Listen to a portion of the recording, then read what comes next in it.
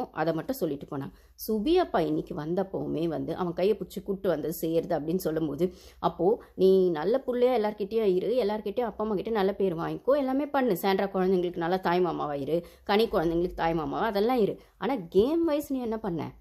நீ வந்து உன் கேம் ஆடுன்னு சொல்லி நைட்டில் உட்காந்து அந்த கும்பல் கூட நீங்கள் வந்துட்டு ரகசியம் பேசினது தான் பெரிய விஷயம். அதை வந்து ஒன்னார்லாம் பெருசாக வரல. அப்படியே ரகசியம் பேசினா அது பாரு இல்லாமல் உங்கள் ரகசியம் எதுவுமே செல்லுபடியே இருக்காது. நேற்றுமே அதான் பேசுனீங்க. என்ன இப்போ பாரு விட்டுட்டு திவ்யா பிடிச்சிருக்கீங்க. அதாவது பாரு தான் ஷோ ரன்னர்னு உங்களுக்கு தெரிஞ்சு போயிடுச்சு. திருப்பி அவளை பற்றி பேசி அவளை பெரியாள் ஆக்க வேணாம் அப்படிங்கிறத விடவும், இன்னொன்று எப்படியும் பாரு தான் டைட்டில் வின்னர் அப்படிங்கிறது உங்கள் மைண்டில் வந்திருக்கும் போல இருக்குது. அந்த பயம் வந்தோடனே சரி ரன்னர் பொசிஷனுக்காவது நம்ம போய் நிற்கலாமேன்ற பயத்தில் தான் நீங்கள் எல்லாம் பேசுகிறீங்க. அது கனியாகட்டும், சபரி ஆகட்டும், விக்ரம் ஆகட்டும், எல்லாருமே ஓகேவா. சுபியம்மா ஆல்ரெடி டைட்டில் வேண்டாம்னு அவங்க டிசைட் பண்ணிட்டாங்க. அது ஓகே, அவங்க மேனிஃபெஸ்ட் பண்ணிருக்காங்க. அது அவங்க இஷ்டம். அதை நம்ம எதுவும் சொல்ல முடியும். அதை அவங்க தம்பியே வந்து உடச்சி விட்டு போயிட்டார். உனக்கு என்ன டைட்டில் வின்னர் ஆகணும்னு சொல்கிறேன். ஆனால் பெருசாக அதுக்கான எஃபர்ட்டே போடல. நீ என்ன வின் பண்ண மட்டும்தான் ஒத்துக்குவியா? தோத்த ஒத்துக்க மாட்டியா? டாஸ்கில் ரெண்டுமே தானே இருக்கும். அதுக்கப்புறம் அந்த பீட் பாக்ஸிங் பண்ணுறதை நிறுத்து, முதல்ல அதை ஸ்டாப் பண்ணிட்டு கேம் ஃபோக்கஸை பண்ணு அப்படின்னு சொன்னதெல்லாம் எனக்கு எப்படி இருந்ததுன்னா, எந்த ஃபேமிலி இப்படி வந்து அவங்கவுங்க மெம்பர்ஸை விட்டு கொடுக்கல.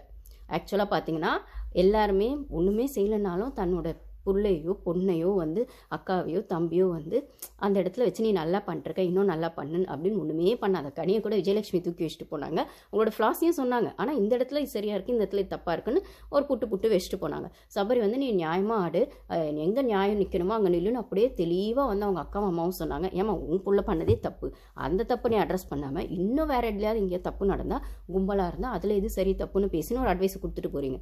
எனக்கு புரியல. அது ஒன்றாச்சு.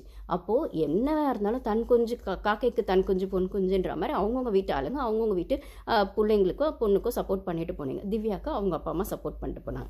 இதில் சுபி நிலைமையை தான் நான் வந்துட்டு என்ன சொல்கிறதுனே எனக்கு தெரியல. அவங்க வீட்டு ஆளுங்களே அந்த பொண்ணை விட்டு கொடுத்தது.